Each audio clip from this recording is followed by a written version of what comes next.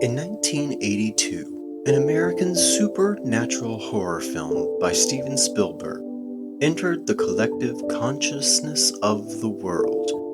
A movie including real human skeletons, an exorcism, and real-life tragedy. Today on The Secret Sits, we are going to explore the Poltergeist Movie Curse. What is seen as an unusually large number of deaths have occurred amongst the former cast of the Poltergeist trilogy.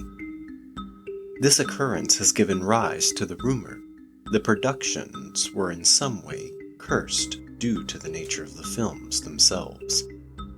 As if the evil spirits conjured in the make-believe world of the cinema have since reached out into the real world to claim what they might see as their rightful victims. A poltergeist in folklore is a noisy and destructive, but usually mischievous and not malicious, ghost, held to be responsible for unexplained noises and movement of objects within a home. It is hypothesized poltergeists are drawn to homes in which there are prepubescent children, especially females. 3 horror films based on this form of lore comprise the Poltergeist trilogy.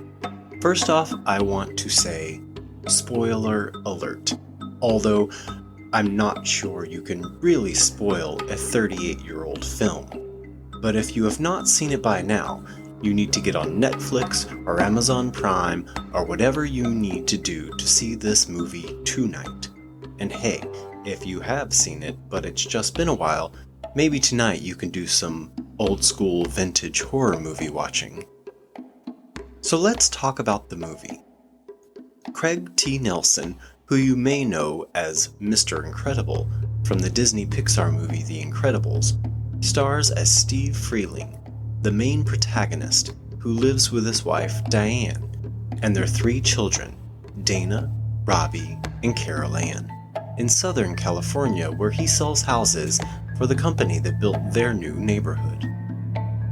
It starts with just a few odd occurrences, such as broken dishes or furniture moving around by themselves. However, a tree comes alive and takes Robbie through his bedroom window, and Carol Ann is abducted by ghosts. Realizing that something evil haunts his home, Steve calls in a team of parapsychologists, led by Dr. Leash, to investigate, hoping to get Carol Ann back so he can remove his family from this house before it's too late. Although coincidence is much more a likely explanation than a curse, there have been 4 deaths among the cast of this set of films. Dominic Dunn played Dana Freeling, Heather O'Rourke played Carol Ann Freeling, Will Sampson played Taylor, a good spirit, and Julian Beck played Cain, an evil spirit. Though 2 of the deaths were foreseeable, expected even, 2 others were not. It's the combination of the 2 unexpected deaths that lie at the heart of every rumor about the Poltergeist curse. I want to start exploring the Poltergeist curse by looking at actress Dominic Dunn. Dunn's first role was in 1979 television film Diary of a Teenage Hitchhiker. She then got supporting roles in episodes of popular 1980s television series such as Lou Grant, Family, Heart to Heart, and Fame. Dunn also had a reoccurring role on the comedy drama television series Breaking Away and appeared in several other television films. In 1981, she was cast in her first feature film, Poltergeist. Dunn portrayed Dana Freeling, the teenaged daughter of a couple whose family is terrorized by malevolent ghosts. This was her only theatrical film appearance before her death.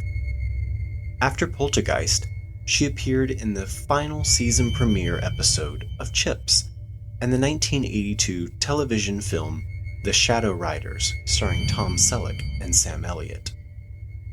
Shortly before her death, Dunne was cast as Robin Maxwell in the mini-series V. She died during the filming, and her role was recast with actress Blair Tefkin.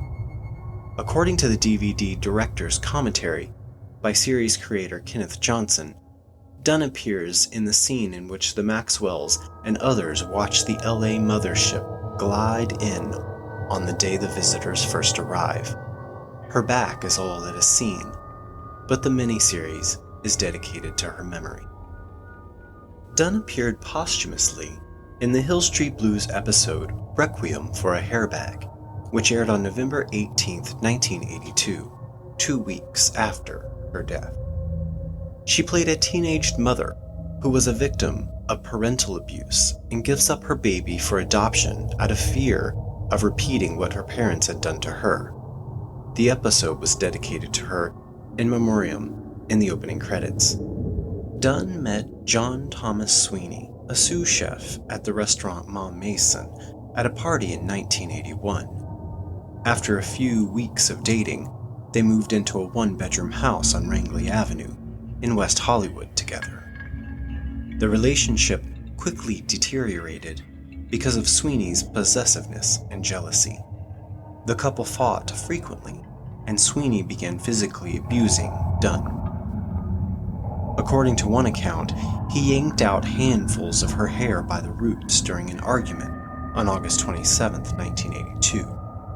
She fled to her mother's house, where Sweeney showed up and began banging on the door and windows, demanding to be let in. Dunne's mother told him to leave and threatened to call the police. A few days later, Dunne returned to their home and continued their relationship. During another argument at their home on September 26, 1982, Sweeney grabbed Dunne by the throat, threw her on the ground, and began to strangle her. A friend who was staying with the couple heard loud gagging sounds and ran into the bedroom where Dunne was being attacked. Dunne told the friend that Sweeney had tried to kill her, but Sweeney denied the claim and told Dunne to come back to bed. She pretended to comply, but snuck out of the bathroom window instead. When Sweeney heard Dunne start the engine of her car, he ran out and jumped on the car's hood. Dunne stopped the car long enough for Sweeney to jump off the hood, and then she drove away. For the next few days, she stayed with her mother and at homes of her friends. She later called Sweeney and ended the relationship. After he moved out, she had the locks changed and moved back into the Rangeley Avenue home. On October 30th, 1982, a few weeks after Sweeney and Dunne had broken up, Dunne was at her West Hollywood home rehearsing for the miniseries V with actor David Packer. While she was speaking to a female friend on the phone, Sweeney had the operator break into the conversation. Man, do you remember the 80s when a real-life operator could just do an emergency break into your phone line in the middle of a conversation? Wow. Dunne told her, "Oh God, it's Sweeney. Let me get him off the phone." 10 minutes later, Sweeney showed up at Dunne's home. After speaking to him through the locked door, Dunne agreed to speak to him on the porch, while Packer remained inside. Outside, the two began to argue. Packer later said he heard smacking sounds, 2 screams, and a thud. He called the police, but was told that Dunne's home was out of their jurisdiction. Packer then phoned a friend and told him that if he was found dead, John Sweeney was the killer. Packer left the home through the back entrance, approached the driveway, and saw Sweeney in some nearby bushes, kneeling over Dunne. Sweeney told Packer to call the police, and when police arrived, Sweeney met them at the driveway with his hands in the air and stated, "I killed my girlfriend, and I tried to kill myself." Sweeney later testified that he and Dunne had argued, but he could not remember what happened after the exchange. He claimed he could only recall being on top of her, with his hands around her neck. Dunne was transported to Cedars-Sinai Medical Center in Los Angeles, where she was placed on life support, but she never regained consciousness. Over the following days, doctors performed brain scans that showed she had no brain activity due to oxygen deprivation. On November 4th, her parents consented to have her removed from life support. At the request of her mother, Dunne's kidneys and heart were donated to transplant recipients. On September 21, 1983, after 8 days of deliberation, the jury acquitted John Sweeney of second-degree murder, but found him guilty of the lesser charge of voluntary manslaughter. He was also convicted of misdemeanor assault for the altercation with Dunne that had occurred on September 26, 1982. On November 7th, Sweeney was sentenced to 6 years in prison for manslaughter, the maximum sentence he could receive, plus an additional 6 months for the assault charge. He actually served 3.5 years in prison and was released. He moved to the Pacific Northwest and changed his name to John Mara and continued being a chef. So Dominic Dunne seems to be the starting point for the curse manifesting itself out in the real world. But it wasn't going to stop there, and the curse's next victim shocked everyone and led the name Heather O'Rourke to become part of Hollywood rumor and lore that no one would soon forget. Heather Michelle O'Rourke was born on December 27, 1975, in San Diego, to Kathleen and Michael O'Rourke. Her mother worked as a seamstress and her father was a carpenter. She had an older sister, Tammy O'Rourke, also an actress. Her parents divorced in 1981, and O'Rourke's mother married part-time truck driver Jim Peel in 1984, while they were living in a trailer park in Anaheim, California. Heather's success in Hollywood later allowed the family to purchase a home in Big Bear Lake, California. Between acting jobs, O'Rourke attended Big Bear Elementary School, where she was president of her 5th grade class. At the time of her death, their family was living in Lakeside, California, a suburb of San Diego. In a contemporary interview with American Premiere Magazine, producer Steven Spielberg explained that he was looking for a beautiful 4-year-old child, every mother's dream, for the lead in his horror film Poltergeist. While eating in the MGM studio commissary, Spielberg saw 5-year-old O'Rourke having lunch with her mother, while her older sister Tammy was shooting Pennies from Heaven. After his lunch, Spielberg approached the family and offered O'Rourke the Poltergeist role. She was signed the next day, beating Drew Barrymore, who was also up for the role. O'Rourke's delivery of the lines, "They're here," in the first film, and "They're back," in the second film, placed her in the collective pop culture consciousness of the United States. "They're here" is ranked number 69 on the American Film Institute's list of 100 movie quotes. And you know it. I think even if you haven't seen this movie, you have heard someone in your life make the "they're here" reference in a time of spookiness. After her work in Poltergeist, O'Rourke secured several television and television movie roles. In 1983, she starred as herself alongside Maury Amsterdam and well-known Walt Disney animated characters in an hour-long television special, Believe You Can and You Can. She also appeared in Chips, Webster, The New Leave It to Beaver, Our House, and had a reoccurring role on Happy Days as Heather Feister. In early 1987, O'Rourke became ill with Crohn's disease. She was prescribed cortisone injections to treat the disease during the time she was filming Poltergeist 3. The steroidal injections resulted in facial swelling of her cheeks, which O'Rourke's mother said she was very self-conscious about. On January 31st, 1988, O'Rourke began exhibiting flu-like symptoms. The following morning, she collapsed in her home and was rushed to the community hospital in El Cajon. En route, she suffered cardiac arrest, but paramedics were able to restart her heart at 9:25 a.m.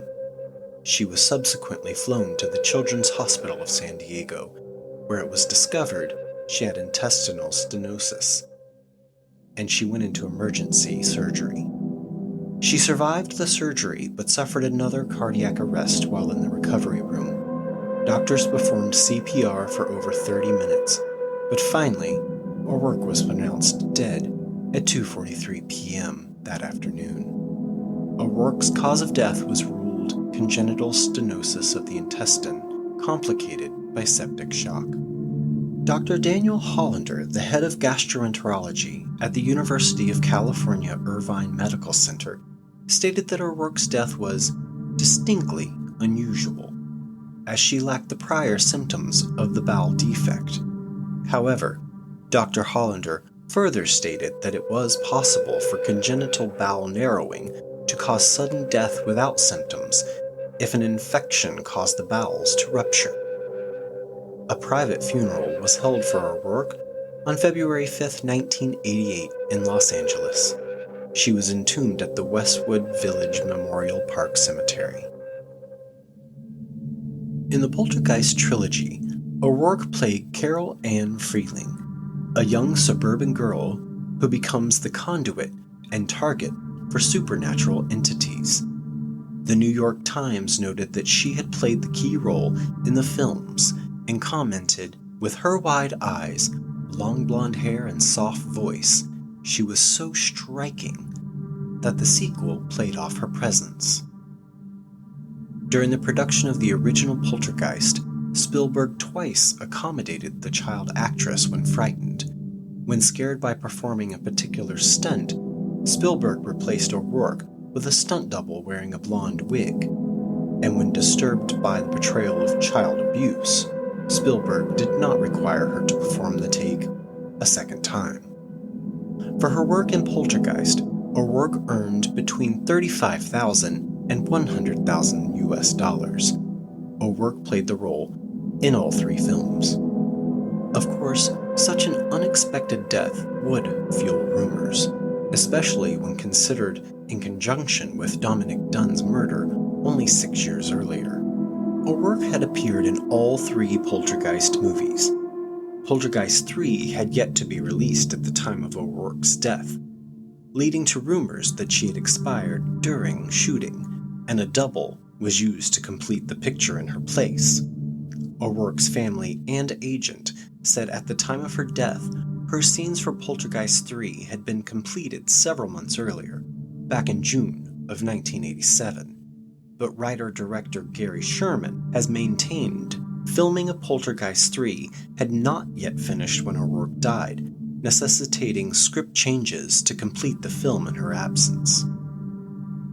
And I remember this specific scene where this rumor comes from. Carol Ann is in a high-rise building, and the parental figures, who are not her parents from the first two films, but somehow maybe they were related to her, I can't really remember. Well, they come to the room she is in on a window washer lift from outside the building.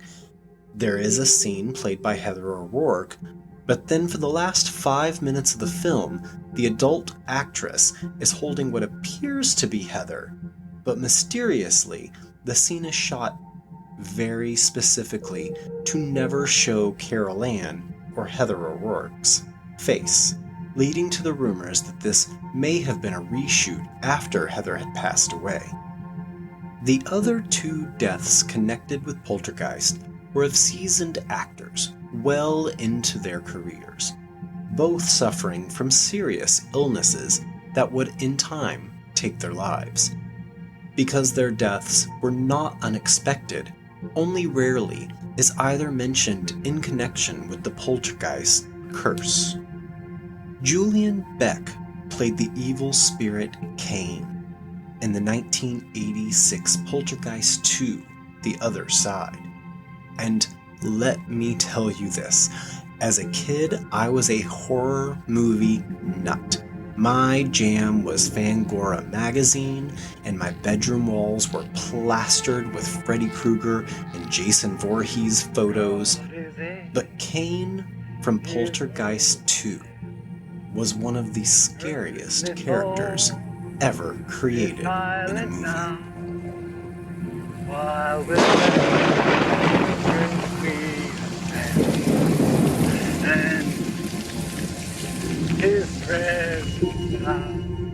Beck died of stomach cancer on September 14, 1985, at Mount Sinai Hospital in New York, 7 months before the film's May 1986 release. Unlike O'Rourke's death, his was not unexpected, as he had been battling with cancer for over 18 months. Will Sampson, the 53-year-old Native American actor who portrayed the good spirit Taylor in Poltergeist 2, died in a Houston hospital on June 3, 1987, about 1 year after the film's release. Sampson had received a heart-lung transplant 6 weeks earlier, and the cause of his death was ascribed to severe pre-operative malnutrition and post-operative kidney failure and fungal infection. It has been said that he knew his chances for survival were small due to his weakened condition prior to surgery. Like Beck, Sampson appeared in only one film in the series, Poltergeist 2, released in May 1986. He was best known for his portrayal of the Native American psychiatric patient who feigned muteness in One Flew Over the Cuckoo's Nest.